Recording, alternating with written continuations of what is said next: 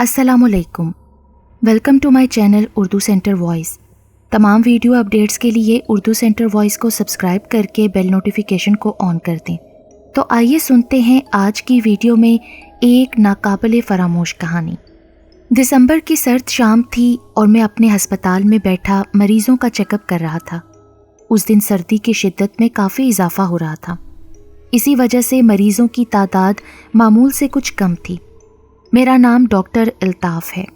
उन दिनों मेरी उम्र 33 साल थी और शहर का एक मारूफ ऑर्थोपेडिक डॉक्टर होने की वजह से दूर दराज इलाकों से मरीज़ मेरे पास आते थे।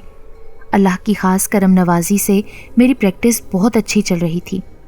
सर्दी की शिद्दत और मरीज़ों की कमी के बायस उस शाम मैंने आराम करने का सोचा और अपने असिस्टेंट से कहा, अरशद मैं ऊपर अपने कमरे में जाकर आराम करना चाहता हूँ, तुम संभाल लेना। अगर खुदा न खास्ता कोई इमरजेंसी हो तो मुझे बुला लेना।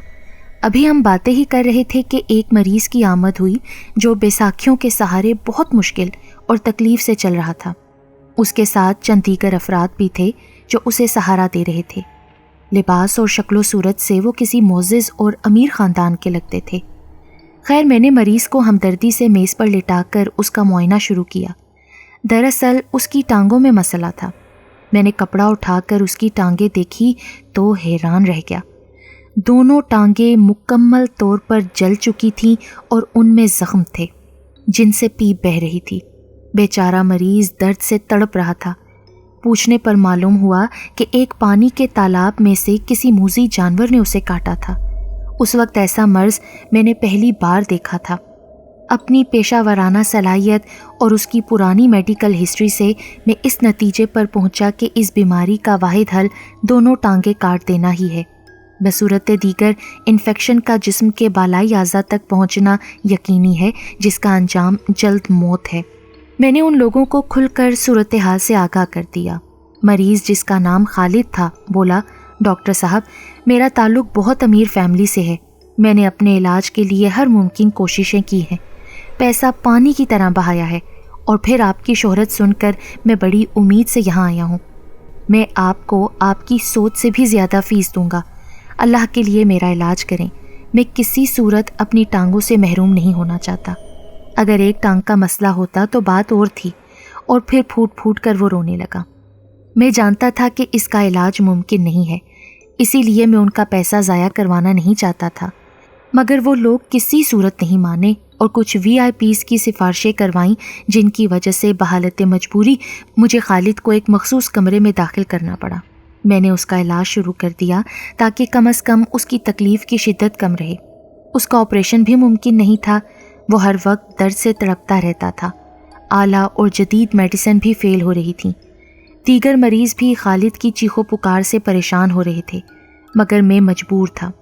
उन दिनों मेरे दिल में बारहा ख्याल आता कि आखिर ऐसा कौन सा मूज़ी और ख़तरनाक जानवर है जिसने खालिद की ये हालत कर दी है।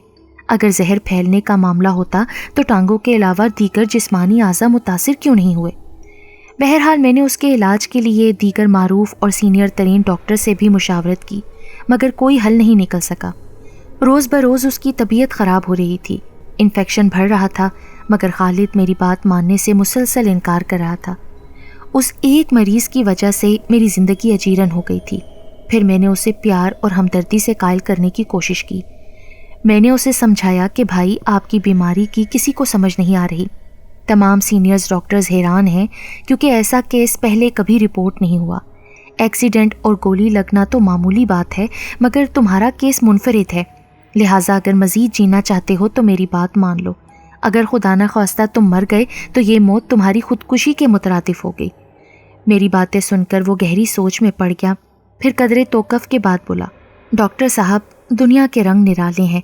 लोग बहुत बातें बनाते हैं और लोगों की ज़िंदगियां जीरन बना देते हैं, मगर अब मुझे लगता है कि मेरी मौत करीब है और अब मैं आपको एक ऐसा सच बताता हूँ जिसे सुनकर आप यकीनन हैरान हो जाएंगे। बचपन से ही मुझे जंगलात, महलात, पुरानी इमारत और किले वगैरह देखने का बहुत शौक़ था। मेरा ताल्लुक़ जागीरदार घराने से है, मगर मैं अपने शौक़ की तकमील के लिए महकमा आसार कदीमा में भर्ती हो गया, जिसकी वजह से मुझे मुख्तलिफ़ मकामात देखने और मुख्तलिफ़ प्रोजेक्ट्स पर काम करने के मौक़े मिलने लगे। ایک بار 7 افراد پر مشتمل ہماری ٹیم کو ایک اسپیشل اسائنمنٹ کے سلسلے میں دور دراز علاقے میں جانا پڑا اور ہم ایک لمبے اور خطرناک سفر کے بعد ایک ویران سے علاقے میں پہنچ گئے۔ یہی ہماری مطلوبہ جگہ تھی۔ حکومت کی جانب سے ہمیں حکم نامہ ملا کہ اس جگہ ضرور کوئی اہم چیز دفن ہے، لہٰذا اس پر فوری کام شروع کیا جائے۔ گرمی کا موسم تھا، انتہائی تھکا دینے والے سفر کی وجہ سے میری طبیعت تھوڑی سی خراب ہو گئی۔ ہمیں کوئی مناسب جگہ نہیں مل رہی تھی۔ آبادی سے بہت دور ہونے کی وجہ سے وہاں درخت بہت کم تھے، اس لیے وہاں موجود قدرے بڑے اور بہت پرانے قبرستان کو ہی ہم نے غنیمت سمجھا، کیونکہ وہاں پرانے اور سایہ دار درخت موجود تھے۔ ہم نے اپنا سارا سامان ایک بڑے اور سایہ دار درخت کے نیچے رکھا جو قبرستان کے عین وسط میں موجود تھا۔ ہمارے آفیسر نے جلد کام کا سوچا اور سب کو تھوڑا آرام کرنے کے بعد تیار ہونے کو کہا۔ میری طبیعت خراب تھی، پورا جسم درد محسوس کر رہا تھا، جیسے ہلکا ہلکا بخار ہو، اس لیے میں نے ان سے کہا کہ آپ چلیے، میں تھوڑا مزید آرام کر کے آپ کے پیچھے آ رہا ہوں۔ وہ چلے گئے۔ پھر میں نے ایک کپڑا درخت کے نیچے بچھایا اور اس پر لیٹ گیا۔ البتہ ایک لوہے کی مضبوط سلاخ بطور ہتھیار اپنے پاس رکھ لی تاکہ خدا نخواستہ کوئی جنگلی جانور وغیرہ حملہ کر دے تو اس سے بچاؤ کیا جا سکے۔ ٹھنڈی ہوا کی وجہ سے جلد ہی میں نیند کی آغوش میں چلا گیا۔ تھوڑی ہی دیر گزرنے کے بعد اچانک کسی کی مجھے بچاؤ، میں مر گیا کی آوازیں آنے لگیں، جیسے کوئی انتہائی تکلیف میں مدد کے لیے پکار رہا ہو۔ پھر جلد ہی آوازیں بند ہو گئیں۔ میں نے ارد گرد اچھی طرح دیکھا مگر وہاں دور دور تک کوئی نہیں تھا، اس لیے میں نے اس بات کو اپنا وہم سمجھ کر ذہن سے جھٹک دیا اور سونے کی کوشش کرنے لگا۔ تقریباً 5 منٹ کے بعد پھر وہی مردانہ آوازیں آنے لگیں، بچاؤ، مجھے بچاؤ، میں مر گیا، ہائے میں برباد ہو گیا، بچاؤ مجھے، ہائے افسوس۔ اس بار آوازوں کی شدت میں اضافہ ہو چکا تھا اور پکارنے والوں کی آوازوں میں بہت کرب، تکلیف اور بے بسی کا اظہار واضح تھا۔ اس بار میں نے اس کی مدد کرنے کا ارادہ کیا اور آوازوں کی جانب بڑھنے لگا جو قبرستان کے شمالی حصے کی طرف سے آ رہی تھی۔ قبرستان میں گھاس اور دیگر جھاڑیاں وغیرہ کافی بڑھی ہوئی تھیں۔ میں نے گھڑی پر ٹائم دیکھا تو دوپہر کے 11:15 بج رہے تھے۔ ہر طرف خاموشی اور ہو کا عالم تھا۔ میں جیسے آگے بڑھ رہا تھا، آوازیں بھی بلند اور واضح سنائی دینے لگیں۔ اب چیخوں کے ساتھ ساتھ کسی کے مارنے اور غصے سے کچھ کہنے کی آوازیں بھی آنے لگیں جو میری سمجھ سے باہر تھیں۔ غور کرنے سے معلوم ہوا کہ یہ بھیانک آوازیں ایک پرانی قبر سے آ رہی ہیں۔ ایک بار تو خوف سے میرا جسم لرز اٹھا، مگر میں نے ہمت کر کے دیکھا تو مٹی قبر سے تقریباً اتر چکی تھی۔ میں نے جرأت سے کام لیتے ہوئے قبر کھودی۔ نہ جانے اتنی ہمت مجھ میں اس وقت کیسے آ گئی۔ قبر کا اندرونی منظر دیکھ کر میرے اوزان خطا ہو گئے۔ بہت بھیانک منظر تھا جو کچھ یوں تھا، ایک مردہ بغیر کفن کے لیٹا ہوا ہے، جگہ جگہ سے اس کا جسم پھٹا ہوا تھا، کہیں کہیں گوشت اور زیادہ تر ہڈیاں نظر آ رہی تھیں، البتہ اس کا جسم پورا تھا۔ ایک بڑا اژدہا اس کی گردن کے گرد لپٹا ہوا تھا اور وہ بار بار مردے کے دونوں کندھوں اور گردن پر ڈس رہا تھا، جبکہ ایک اور کالے رنگ کا خوفناک اژدہا جو مردے کے پیٹ کے اندر موجود تھا وہ منہ باہر نکال کر اس کے پیٹ اور ٹانگوں پر ڈس رہا تھا۔ لیکن سب سے خطرناک چیز جو میں نے دیکھی وہ ایک چوہے نما جانور جو مردے کی چھاتی پر بیٹھا ہوا تھا، جس کا سائز خرگوش جتنا ہوگا۔ وہ اس کی پیشانی اور دل پر اپنے نوکیلے دانتوں سے مسلسل حملے کر رہا تھا۔ وہ جیسے ہی حملہ کرتا، مردہ شدید تکلیف سے تڑپ کر 1 فٹ اونچا اچھلتا اور پھر زمین میں دھس جاتا، نیز اس کے پورے جسم پر آگ لگ جاتی اور اس کی دل خراش چیخو پکار سے ماحول انتہائی بھیانک ہو جاتا اور بے شمار عجیب و غریب کیڑے الگ سے اس کے جسم کو کھا رہے تھے، اور یہ سارا عمل مسلسل اور بغیر کسی وقفے سے جاری تھا۔ میں وہ حیرت ناک اور ناقابل فراموش منظر دیکھ کر فوراً وہاں سے بھاگ جانا چاہتا تھا، مگر نہ جانے کیوں میرے دل میں خیال آیا کہ شاید بارش کی وجہ سے قبر خراب ہو گئی ہے اور قبرستان اور جنگل کے کیڑے اور جانور قبر میں داخل ہو کر مردے کو تکلیف پہنچا رہے ہیں، لہٰذا میں نے مردے کو ان جانوروں سے چھڑانے کا فیصلہ کیا۔ اس وقت یہ بات خاص طور پر میرے ذہن سے مکمل فراموش ہو گئی تھی کہ اگر واقعی جانور باہر سے قبر میں داخل ہوئے ہیں تو مرنے کے بعد وہ مردہ چیخ اور آوازیں کیسے نکال سکتا ہے۔ خیر، پہلے تو میں نے ان جانوروں کو مختلف طریقوں سے ڈرایا دھمکایا، مگر وہ ٹس سے مس نہ ہوئے۔ پھر میں نے لوہے کی سلاخ سے انہیں ڈرایا مگر یہ حربہ بھی ناکام رہا۔ بعد ازاں میں نے غصے میں آ کر چوہے نما جانور کو سلاخ سے مارنے کے لیے اسے ہوا میں بلند کیا تو اس نے تیز اور انتہائی سرخ آنکھوں سے مجھے گھورا جو بہت غصے میں دکھائی دے رہا تھا۔ پھر وہ مردے کو چھوڑ کر میری جانب بڑھا۔ اب میرے پاس وہاں سے بھاگ جانے کے علاوہ کوئی اور دوسرا راستہ نہیں تھا، لہٰذا میں سلاخ ہاتھ میں پکڑے تیزی سے دوڑنے لگا۔ اونچی نیچی قبروں اور گھاس وغیرہ کی وجہ سے میرے لیے دوڑنا مشکل ہو رہا تھا۔ بھاگتے بھاگتے پیچھے مڑ کر دیکھا تو وہ جانور مسلسل میرا پیچھا کر رہا تھا، البتہ خوش قسمتی سے اس کی رفتار کافی کم تھی۔ اچانک ایک قبر سے ٹھوکر لگ کر میں منہ کے بل گرا اور سلاخ بھی میرے ہاتھ سے چھوٹ کر دور جا گری۔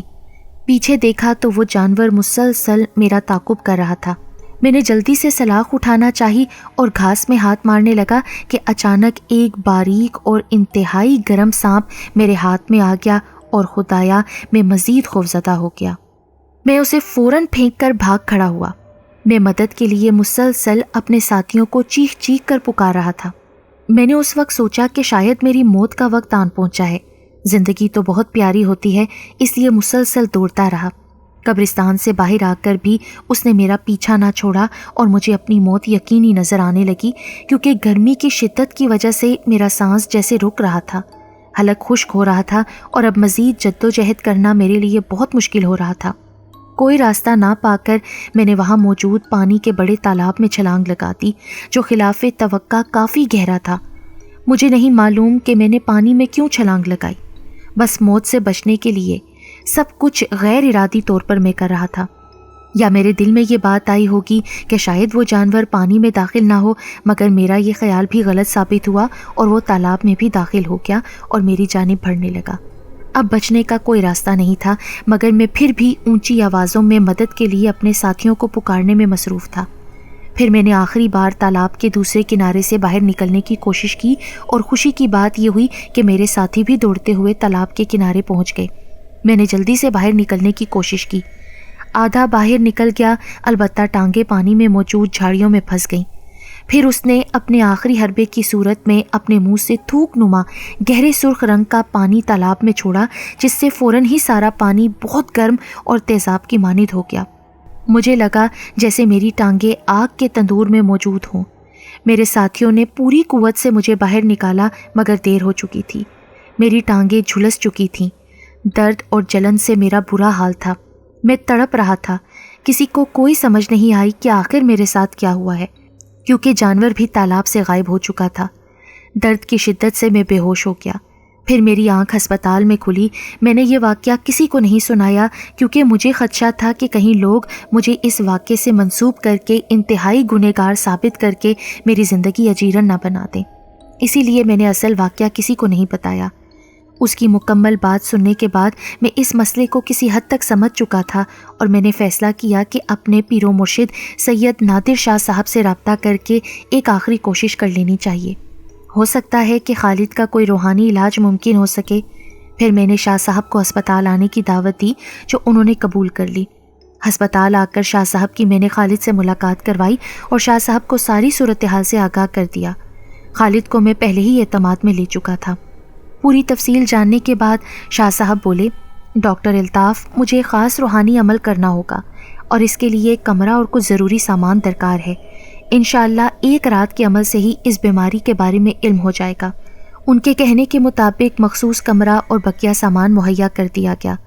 پھر پوری رات انہوں نے عمل خاص کیا اور اگلے دن ہمیں ایسی بات بتائی جو نہ صرف میرے لیے بلکہ تمام مسلمانوں کے لیے باعث عبرت ہے۔ انہوں نے سب کی موجودگی میں ہمیں بتایا کہ خالد ایک اچھا اور نیک انسان ہے۔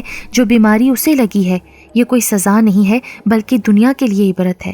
بات دراصل یہ ہے کہ خالد کو جس جانور کی وجہ سے انفیکشن ہوا ہے اس کا تعلق عالم برزخ سے ہے، نہ کہ دنیا سے، اس لیے اس کا علاج اس دنیا کے کسی انسان کے پاس نہیں ہے، اور جس مردے کی قبر کو اس نے دیکھا تھا اسے عالم برزخ کے عذابوں میں سے کوئی عذاب دیا جا رہا تھا۔